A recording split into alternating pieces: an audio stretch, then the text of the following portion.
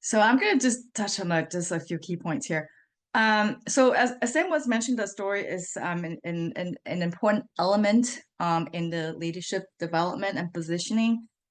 Storytelling is one of the key aspects in personal branding. And I think as I talked about earlier, stories allow you to kind of control your narratives, right? You have your stories to tell. So other people don't have to tell you, reposition you or uh, kind of put you in a space that they want to put you in. And storytelling and personal branding actually will help amplify the leader in you. Because when you do that, people will see you because you'll get a chance to talk about your expertise.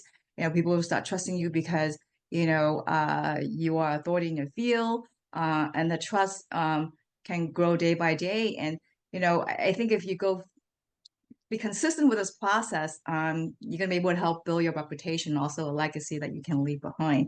And for some businesses, they say, "Why do I bother want to do this? It takes a lot of work." Well, you don't put in effort, you're not going to see the results. And for those people who actually put in the efforts, they will see results for the business. There are statistics to show, since you are in business, that it can actually help you influence sales calls. That happens for a lot of stock companies, but as well as for existing businesses. It helps you attract new hires. I don't know if your business ever expand, you might need an assistant or two.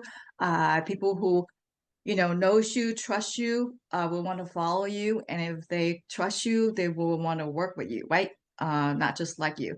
So we think combining both the leadership and personal branding will help you lead more authentically and powerfully, and that is going to help catapult your journey, and your workspace.